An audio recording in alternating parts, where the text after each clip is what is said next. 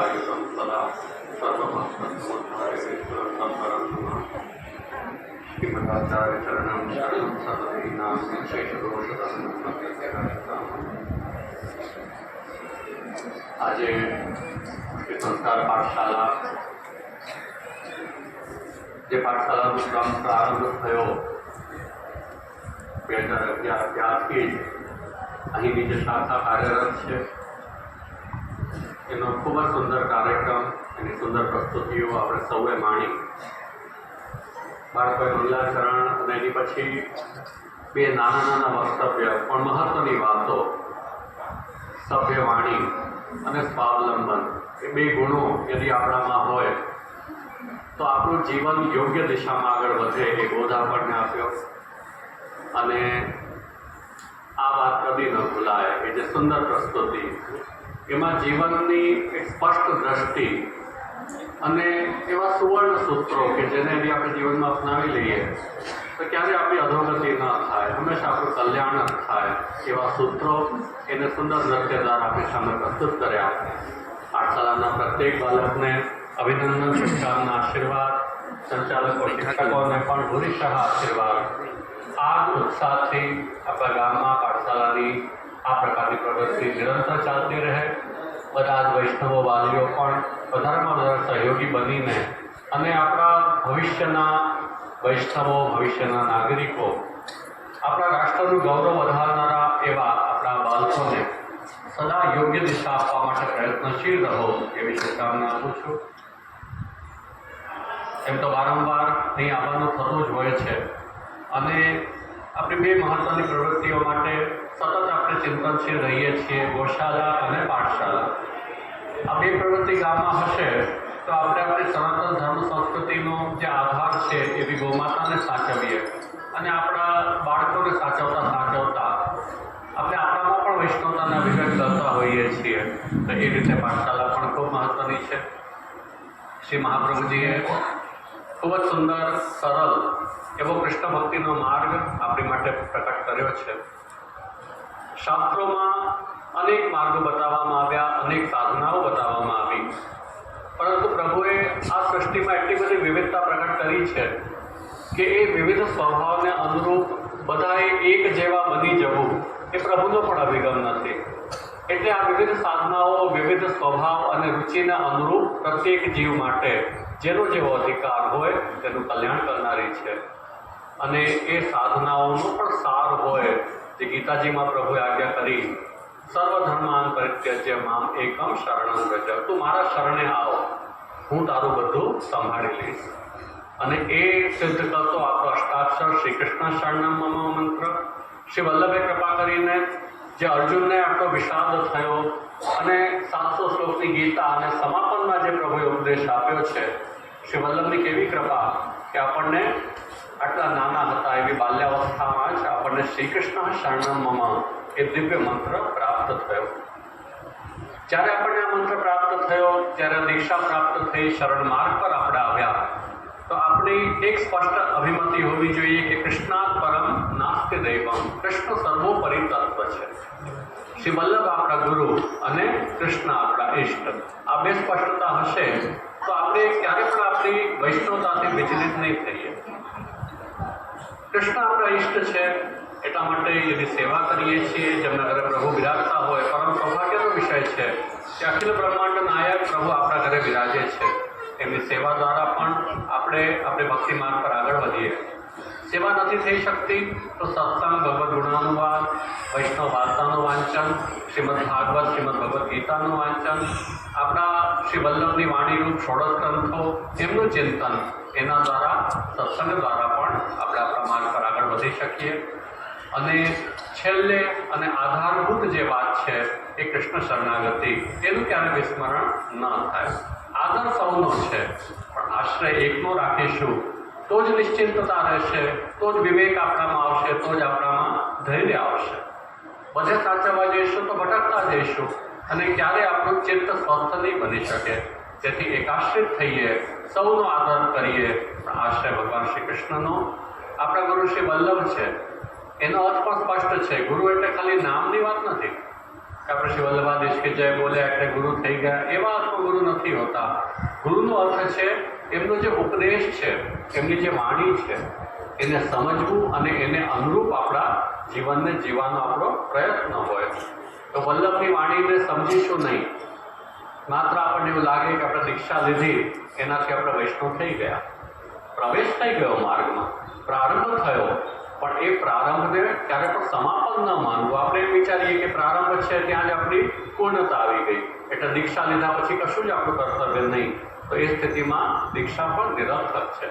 આ વાત ક્યારે નહીં ભૂલો. જેમ કોઈ પણ માર્ગમાં આપણે પ્રવેશ કરીએ, કોઈ વ્યવસ્થામાં આપણે પ્રવેશ કરીએ છીએ, તે પ્રારંભ હોઈ શકે છે, પણ એને જ કોઈ પરિપૂર્તિ માની લે, પૂર્ણતા માની લે અને સિદ્ધિ માની લે તો એ આપણી ભ્રમણા કહેવાય. એમ બ્રહ્મસમન કે શરણ દીક્ષા એ આપણી સિદ્ધિ નથી, એ આપણો પ્રારંભ છે. એની પછી જે કર્તવ્ય છે, જે સાધના છે, એને અનુસરીશું તો જીવનમાં સંતોષ, પ્રસન્નતા અને વિષાદના કે ઉદ્વેગના કે ચિંતાના જે કોઈ સ્થિતિઓ કે પ્રસંગો આવે એમાંથી મુક્ત થવું હોય તો કૃષ્ણ શરણાગતિ અને કૃષ્ણ ભક્તિની ભાવનાને વિકસિત કરો. કોઈ ચમત્કારથી કોઈ સમસ્યાઓનું સમાધાન નહીં થાય. આપણા મનમાં, આપણા બુદ્ધિમાં, આપણા હૃદયમાં વિવેક હશે, ધૈર્ય હશે, આશ્રય હશે તો સમસ્યા આવશે તો આપણે વિચલિત નહીં થઈએ. આ જ કોઈ પણ સાધના આપણને શક્તિ પ્રદાન કરી શકે છે. જે પરિસ્થિતિ છે, જે સંજોગો છે, એ તો બધાના જીવનમાં આવવાના છે, પણ આપણી અંદર એવું સામર્થ્ય શરણાગતિની ભાવનાથી અને ભક્તિની ભાવનાથી ઉત્પન્ન થાય છે કે જેનાથી આપણે અવિચલ સ્થિતિ કરી શકીએ. અને એ શ્રી વલ્લભનો આપણી માટેનો દિવ્ય ઉપદેશ છે, એને ગ્રહણ કરીએ, જીવનમાં સાત્વિકતા રાખીએ. એટલે એવા કોઈ વ્યવહાર આપણાથી ન થાય કે જેનાથી આપણી અવળી ગતિ હોય. તામસી વ્યવહાર આપણાથી ન થવા જોઈએ, એની ખાસ સાવધાની રાખીએ. આહાર હોય તો કેવો આહાર કરવો કે જે આપણી વૈષ્ણવતાને અનુરૂપ હોય, તે સાત્વિક હોય. સૌથી શ્રેષ્ઠ તો એ કે આપણે ઘરે પ્રભુ બિરાજે અને આપણે જે પ્રભુને ધરીએ એ લઈએ. એ તો સૌથી શ્રેષ્ઠ ઉપાય છે કે જેમાં ક્યારેય કોઈ તામસનો પ્રવેશ થાય જ નહીં. કેમ કે આપણે પ્રભુને ધરશું એમાં તો આપણી વિવેક બુદ્ધિ સાચવીશું જ. પ્રભુને ક્યારે ગુટકા તમાકુ ધરશું નહીં, ધરીએ ને તો પ્રભુને ન ધરીએ. આપણે ન લઈએ એવો નિયમ લઈ લો તો વ્યસન મુક્ત થઈ જવાય. કેમ કે ગુટકા પ્રભુને ધરાય નહીં તો આપણે પણ ન લેવાય. કેટલો સરળ ઉપાય છે. પ્રભુ આપણા ઘરે બિરાજતા હોય અને પ્રભુને સર્વ સમર્પિત કરીને પ્રભુને જે ધરીએ લઈએ, આટલો નિયમ લઈ લો એટલે બધામાંથી મુક્તિ. પણ કદાચ એટલું નથી થઈ શકતું, પ્રભુની સેવાનો ક્રમ નથી થતો, તો પણ યથાસંભવ આપણા આહારમાં પણ આ વિવેક રાખીએ, વ્યસન મુક્ત થઈએ અને સાથે સાથે બને એટલું બહારનું ખાનપાન કે જેમાં ઘણી બધી ભેળસેળ પણ છે, તામસી વૃત્તિઓ છે, એમાંથી પણ દૂર થઈને અને સાત્વિક ભોજનનો આગ્રહ રાખીએ. સાત્વિકતા ભોજનના સંદર્ભમાં છે, સંઘના સંદર્ભમાં પણ છે. સંઘ કોનું કરવું? કે સંઘ સર્વાત્મના ત્યાજ્ય સચેત ત્યક્તુમ ન શક્યતે સર્વે સહ કર્તવ્ય. સત્સંગ કરીએ, સારા લોકોનો સંગ કરીએ, સારા પુસ્તકોનું વાંચન કરીએ. જેટલો સારો સંઘ હશે, કેમ કે સંઘનો પ્રભાવ બહુ મોટો છે. હવે સંઘ તો એવો થઈ ગયો કે આપણને કોઈ ફિઝિકલ રિક્વાયરમેન્ટ પણ નથી. મોબાઈલમાં ને જેનો તેનો સંઘ થાય છે. તો ખૂબ વિવેકની આવશ્યકતા આજે તો છે. કેમ કે સંઘના સંદર્ભમાં મોબાઈલમાં ઘણી બધી ક્લિપ્સ આવે, ઘણી બધી વાતો આવે, આપણી બુદ્ધિમાં એનો પ્રભાવ પડવા માંડે અને આપણે વિચલિત થતા રહીએ, હંમેશા સંદેહમાં રહીએ કે આપણો માર્ગ શું છે, આપણી દિશા શું હોવી જોઈએ. તો આનાથી બચવા માટે સૌથી પ્રાથમિકતા છે કે સત્સંગ કરીએ. સારો સંગ, સારા વિચારોનો સંગ કરીશું તો યોગ્ય દિશા પ્રાપ્ત થશે. મન એવ મનુષ્યાણામ કારણમ બંધ મોક્ષયો. આપણું મન છે ને એ જ આપણા જીવનની ઉર્ધ્વ ગતિ કે અધોગતિનું કારણ છે. મન યોગ્ય દિશામાં હશે તો સારામાં સારા કાર્યો આપણાથી સિદ્ધ થશે. એટલા માટે સારા મનને સાચવવા માટે સારો સંગ રાખીએ, સારો આહાર કરીએ, અધિકાધિક પ્રભુની સન્મુખ સેવાનો આપણો ભાવ હશે તો પ્રભુ કૃપાથી જે આપણને ગૌરવ પ્રાપ્ત થયું છે, જે વૈષ્ણવી પરંપરા પ્રાપ્ત થઈ છે, એને જીવનમાં ઉતારીને આપણે ધન્ય થઈ શકીશું. અને આ બધા જ કાર્યોને સિદ્ધ કરવા માટે, આ બધા પ્રકારનું વાતાવરણ નિર્માણ થાય એની માટે જ આપણી પાઠશાલા, પુષ્ટિ સંસ્કાર વિદ્યાપીઠ વગેરે પ્રવૃત્તિઓ ચાલી રહી છે. અને એનાથી પણ વિશેષ પુષ્ટિ સંસ્કાર ધામનું નિર્માણ કરવા આપણે જઈ રહ્યા છીએ. કેમ કે આપણને અલૌકિક અદ્વિતીય વારસો શ્રી વલ્લભની કૃપાથી પુષ્ટિ માર્ગનો પ્રાપ્ત થયો છે. આપણા લગભગ 550 વર્ષના ઇતિહાસમાં જે સમૃદ્ધિ આપણા પૂર્વજોએ આ વારસાને પ્રદાન કરી છે અદ્વિતીય છે. આપણા સિદ્ધાંતો, આપણું તત્વચિંતન, આપણા ગ્રંથો, આપણી વિવિધ કલાઓ કે જે પ્રભુ સાથે આપણે જોડી છે, આપણી પુષ્ટિભક્તિ કીર્તનની પરંપરા, આપણી માલા બનાવવાની પરંપરા, આપણી સાંજી કરવાની પરંપરા, વિવિધ આરતીઓ બનાવવાની પરંપરા, કેટલું બધું છે આપણી પાસે. અને આટલો સમૃદ્ધ વારસો હોવા છતાં પણ અને આટલી વિશાળ સંખ્યામાં વૈષ્ણવોની સંખ્યા હોવા છતાં પણ यदि એને આપણે ગ્રહણ ન કરીએ અને આપણે ધારણ ન કરી શકીએ તો ક્યાંક ને ક્યાંક આટલી સમૃદ્ધિ હોવા છતાં પણ આપણે દરિદ્ર રહી જઈએ. એવું ન થાય એની માટે પુષ્ટિ સંસ્કાર ધામ એક એવું નિર્માણ કે જેમાં આપણને આપણા માર્ગને અનુરૂપ જે જોઈશે એ પ્રાપ્ત થશે. જેની જેમાં રુચિ હોય એને ત્યાંથી તે પ્રાપ્ત થાય.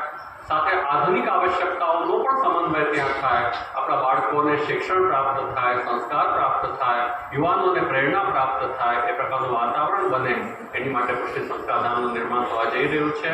2 વર્ષમાં એ સંકલ્પ પરિપૂર્ણ થાય એ દિશામાં આપણે આગળ વધી રહ્યા છીએ. તો એનું ઉદ્ઘાટનનો સાક્ષાત્કાર આપણને સૌને થાય એવા અભિગમ સાથે આપણે સૌ આ પ્રવૃત્તિમાં જોડાઈએ. કેમ કે આ કોઈ એક વ્યક્તિનો સંકલ્પ નથી, આપણા સૌનો સંકલ્પ છે, આપણા સૌ માટે છે. અને આપણને જે સમૃદ્ધ પરંપરા પ્રાપ્ત થઈ છે એના પ્રતિ આપણું ઉત્તરદાયિત્વ પણ છે કે આ પ્રકારના નિર્માણ દ્વારા આપણે આપણા પુષ્ટિ માર્ગ માટે જે આપણું કર્તવ્ય છે એનો નિર્વાહ કરીએ. જે વૈષ્ણવો આ કાર્યમાં સહયોગી થયા છે એમને સૌને હું શુભકામના આશીર્વાદ આપું છું. પ્રભુએ જે આપણને શ્રદ્ધાની શક્તિ, સમૃદ્ધિની શક્તિ, જે કંઈ આપણને ક્રિયાની શક્તિ પ્રદાન કરી છે એમાંથી ધર્મ માટે ઉપયોગ કરવો, વૈષ્ણવતા માટે ઉપયોગ કરવો એ પણ આપણું કર્તવ્ય સમજીને આપ સૌ એમાં જોડાયા છો. આપ સૌને શુભકામના. પ્રભુ વિશેષ આપણને શ્રદ્ધા અને પૂર્ણ સામર્થ્ય પ્રદાન કરે કે જેનાથી આપણે વિશેષ આવા કાર્યોમાં જોડાઈને અને આપણી ધર્મ સનાતન સંસ્કૃતિની રક્ષા માટે પ્રતિબદ્ધ થઈને આગળ વધીએ. આપ સૌ પોતપોતાના ઘરમાં વૈષ્ણવતાને જીવો અને સાથે સાથે સામુદાયિક રૂપે પણ આપણે એકબીજાને પ્રેરણા આપીએ કે સદ્ધર્મની પ્રતિષ્ઠામાં આપણે સૌ સહયોગી બનીએ એવી સૌને શુભકામના આપીને મારા વક્તવ્ય વિરામ આપું છું. શ્રી વલ્લભ મહારાજ.